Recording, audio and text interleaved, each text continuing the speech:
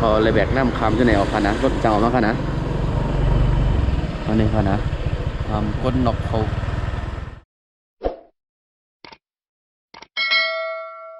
ไม่ซึ่งค่ะนะยินดีเขาสู่รายการโคตรไตค่ะโคตรไตออนทัวร์ได้เขาตีออนทัวร์กว่าตั้งหลายนี่ได้มาตั้งมึงโก้ค่ะนะเอาติดโจกับตัวอันเป็นปิดโฮไว้นั่นค่ะนะวันอะไรติดปิดพองในค่ะนะเอาติเหมือนตั้งของมินเท่าว่าในค่ะนะเขาดีกว่าตัวตะมงโก้เขาติดปิดมันเท่าเหมือนเท่าในค่ะนะมาค่ะนะเขาติดโจปินน้องหัวตัวค่ะนะเป็นชื่อนี่ก็ฝากคนละแชร์เป็นใจเนาะไปเมื่อค่ะเดินทางค่ะนะกว่ามึงโก้ฮะมาเร็วถึงเก๊กบางยางค่ะนะเก๊กบางยางค่ะนะ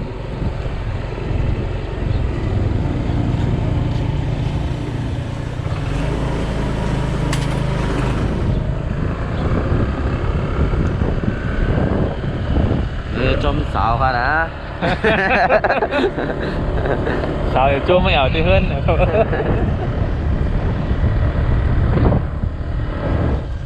ออกจากเก๊กมาเย้าค่ะนะออกจากด่านมาเย้าค่ะนะใครถ่ายในด่านนั้นนะผมมาหอเก้าอ่ะทุกสักเร็วเข้าดีเข้ากว่าถึงดีวันกล้องอ่ะนะวันกองมนในขณะกองมนที่ในคนไทยมาอะไรก็นะคนไทยนั่นมาอะไรก็คนไทยเขาไข่ที่หมายสูงกว่าไกลนะเก่งนะวัดผ่านแดน7 วันอะไรคนไทยจะเงินกันนะคนไทยเนี่ยกันจอมเตอร์วันกองนะครับ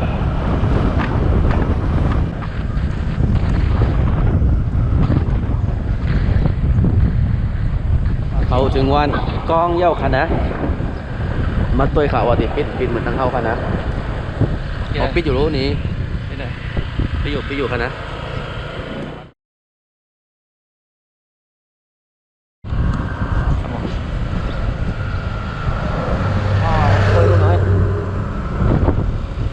นี่ครับวัดวันกล้องกันนะทางวัดก็ปิดค่ะนะนี่ครับปิดค่ะนะจังเข้าจังออกค่ะนะกว่าแทงมาติดไหลทางนาเพิ่น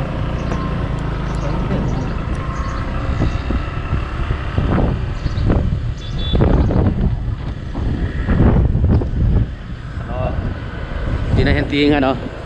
วันกองปิดกุซอยเหมือนกันค่ะนะเบิดตั้งของมินเหมือนกันครับตั้งไรก็ปิดเหมือนกันค่ะนะ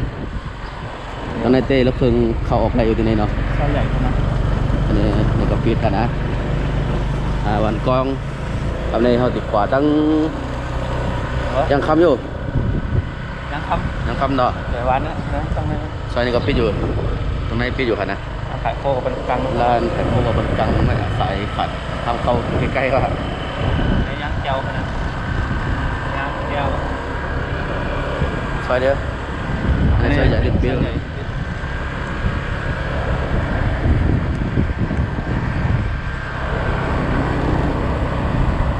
จอมแสงก็ปิดสมมติค่ะนะ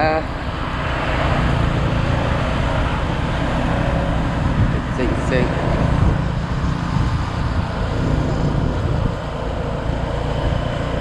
ย่างเจียวปิดนะ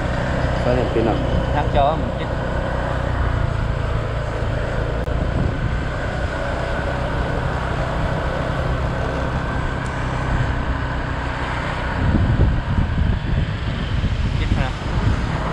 ปิดเนาะวันกองก็ปิดว่าย่างเจียวนั่นปิดนะ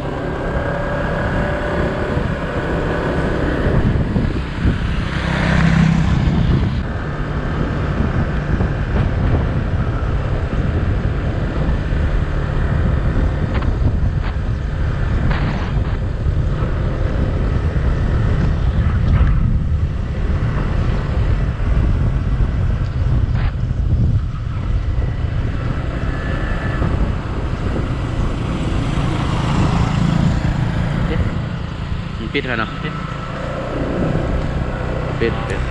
ปิดกับวันกล้องก็ขนาดปิดนะ2 วันนะครับปิดขนาด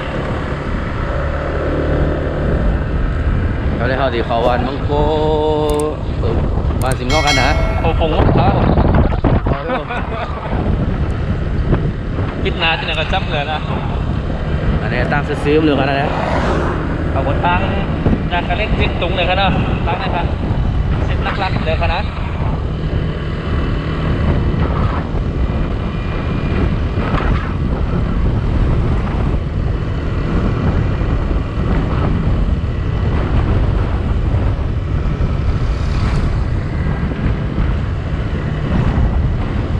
เพิ่นนี่ปิดแค่ฝั่งบินเยี่ยมโมนะฟันฟองในมันเข้าฝั่งบินเขาโด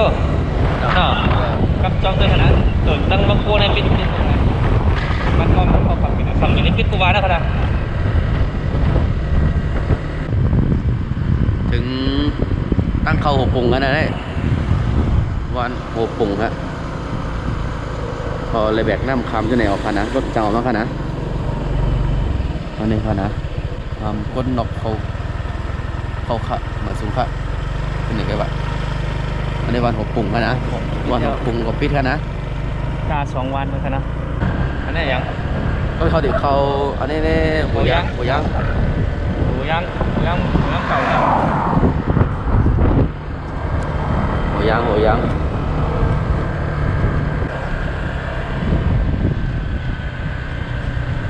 เขาหัวยางแล้วเนาะ นู่นเตอร์ค่ะอันปิดค่ะปิดเลย ยางตัวหอกกะ ไอ้ยังกะตามกล่องโอเค ในขณะหัวยางอันนี้หัวยางกับปิดค่ะนะข้อห้ามเนี่ยวะคนนอกห้ามเขาเนี่ยวะนะอันนี้หัวยางค่ะนะ โอ้ยัง แต่ว่าอันนี้ในเขาอะไรพวกคนเด้ รอเราค่ะนะ เราเนาะ ก็เพิ่งทำไรเยอะ เพิ่มเลย ไรเนาะตัวนวลเราก็เพิ่ง อันนี้หัวยางเนาะหัวยางก็ปิดค่ะนะ ก็ผมมีคณะเท่านะ รถเตี้ยวบ่มีเนาะ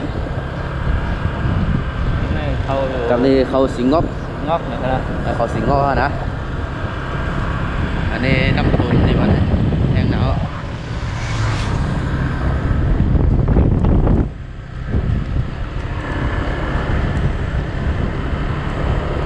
วันสิงงอบคงจะเป็นชื่อเนาะกับซอยได้ของก็มีซอยหลายโอ้ ซอยมันคิดจะ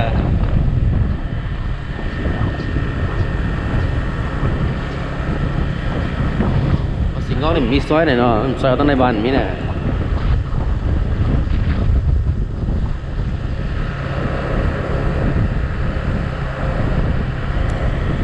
เนี่ยมีกันร้านนี่ครับอันนี้ก็แข่งกันให้ ปิดลาดเหมือนกัน ก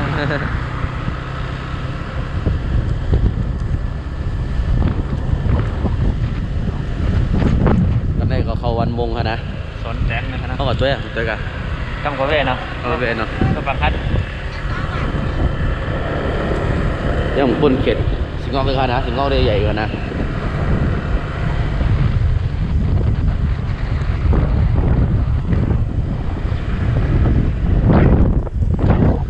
ในกาดสิงงอกค่ะนะในกาดหลง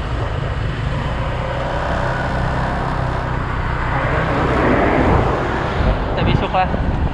อันนี้รถนี่ยา อ๋อนั่นกันนึงเนาะ อันนี้ไม่ได้ต้องรถนี่อันของแก้วอันนี้ สิงคโปร์ปิดเนาะ เป็ดสิงงอกมีซอยเนี่ยสิงงอกได้อยู่กันจนตั้งให้เนาะไม่ซอยได้มันมีเนี่ยอันนี้แต่ก่อนอะไรได้ตั้งไหนแล้วตรงไหน เดี๋ยวซีโน่ ชินอมใจนะเป็นไซโก้ ไซโก้นะ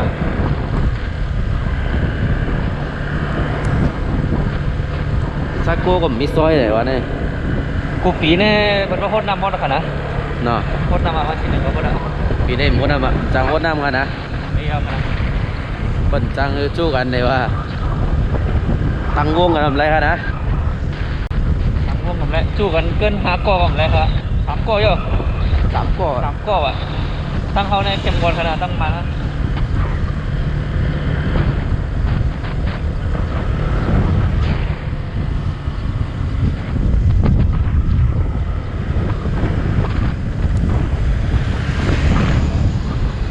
ไซโก้โยมนะ ฮะ ไซโก้จะไหนจะ เป็น ไห ไซ น โก้น่ะ ไซโก้ผมคิดว่ามีซอยน่ะ มีซอย นอกจากสีหน่อไว้กันเนาะไปเตยสีหน่อไว้ สินอในปีเดอร์ อ้าว ปีเดอร์อันนั้นน่ะ ถ่ายรูปได้ถ่ายรูปไปกัน ทะลุกัน คำพาถึงว่าถ่ายมันเติมเลยคณะ วันเป็นไซโก้ปีขนาดมีซอยค่ะนะเพราะว่าคนอาศัยอยู่จอมตั้งนอกตุกตั้งให้ค่ะนะ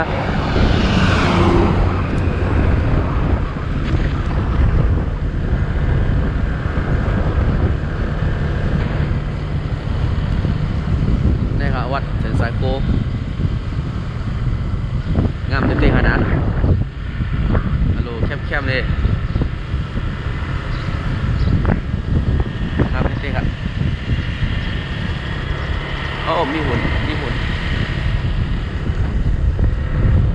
อ๋อโรงงานหนักกับพี่ด้วยกันนะ นั่งรถอ่ะ นั่งรถ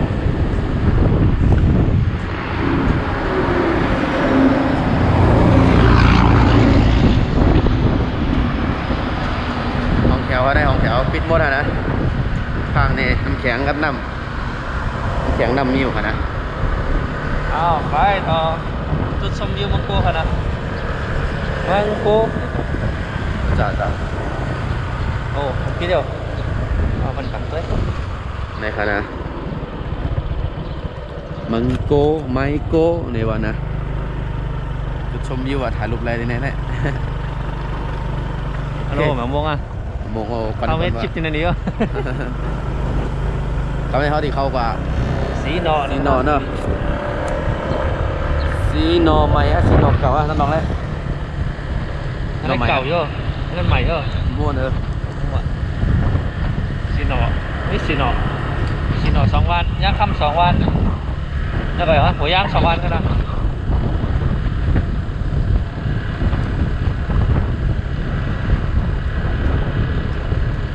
อันนี้ปั๊มน้ำมันนะเพราะน้ำมันลิตร15เหมือนกันกุฏิกันนะ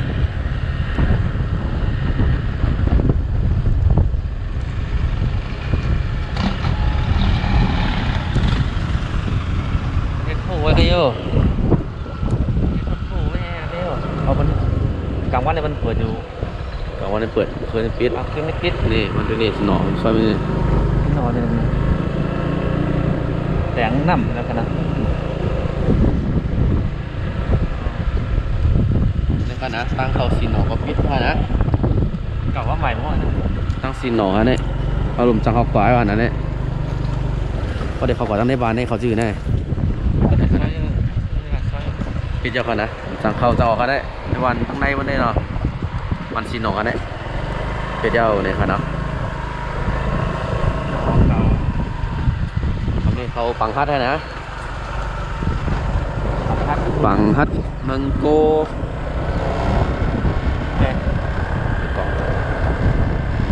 ป้ายวันนะ วันปังฮัดในวันนะ จะขนาด ปังฮัดเจียวมังโกอะเว้งตาคิดเล็กกันนะในค่ะนะ กล่องไว้ขนาด ยินดีครับตอนในวันนะ มีวันเดียวนั่นขนาดหันเป็นลิฟต์ใต้นั่นนะตอนนั้นแค่นั้น โอเคเราจะเข้ากันในวันนะในวันนี้ก็มีซอยไหนวะเนี่ยผมปิดโย รุ่นขนาด เขาปิดจมทั้งซอยกันนะป้อมแต่ซอยได้ผมจำปิดครับผมสร้างได้เลย สีนอนะมันจะนั้นพัดเนาะ ออกเงินได้งามขนาด สวยบุตรีขนาดใครครับ สุบตี้น้ำเต่าทองนะ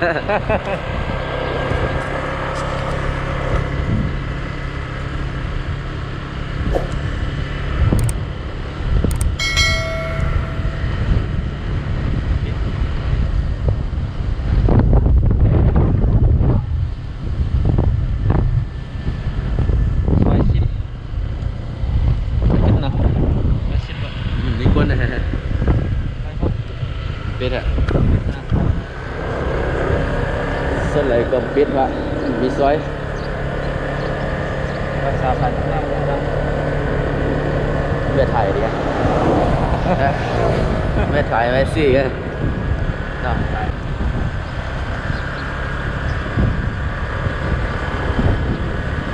นี่ติดขนาดเพื่อเอาเมื่อพูดนะไปลองกันว่าน้ำตก มึงฮี ที่ ตัวจะมึงฮีเนาะ กล่าวว่า กับตัวไหน จำตัวขนาดพินขึ้นนะ เอ้ยปะซอยตั้งมึงฮีกะตั้งดูกันนะ กูบอกแน่เมื่อเป็นบ่าวอ้อๆแน่ไม่อยากน้ำตกกันใจคำลา ไม่เอาตก พอถึงเมื่อเนี่ยตั้งน้ำกาน้ำตกกันนะ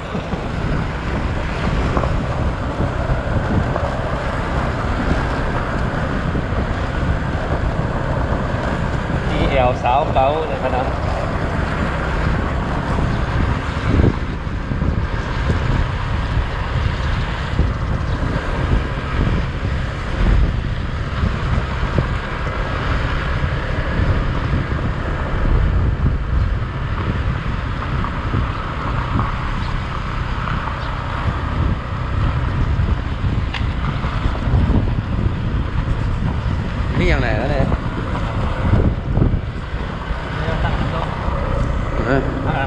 ตัวตอนนี้เนี่ยโอเคนะคลิปนี้ก็ติดสิ้นสุดทีนี้แค่นะเอามาอยู่ถึงที่เมืองฮีบ้านที่เมืองฮีตั้งเข้าวันแม่คำพักขี้นี่วะ วันพระหินี่เนาะ ตั้งกันนะ ต่างกับน้ำตกนั่นค่ะนะ ก็บ้านไหลปิดฟองก็มีวันกล้องอย่างนี้เนาะ มัน แล้ ต้ ว อง ก็มีวันปูปุง พระปง ปูปุงแล้วก็มีมาดีหัวย่างเนาะ หัวย่าง หัวย่างแล้วก็มาวันทางนั้น ชินอ ชินหนอเนาะ เออ มีกันในขนาดที่ปิดขนาดนะเพราะว่าเพื่อนอยู่จมตั้งได้เขาตั้งปิดขนาดแต่มันโกนมีเขาอยู่จมตั้งหลายขนาดจมในซอยเด่นเพราะมีหลายกันเนาะคลิปนี้ก็ติดสิ้นสุดกันในแค่กันนะพอชอบเนี่ยก็ฝากกดไลค์กดแชร์เป็นแห่งใจรายการ โอ้ใต้บังกันนะ โอเคคลิปนี้ก็ติดขอลากันในกันนะมาสู่นังเสียงกันนะบ๊ายบาย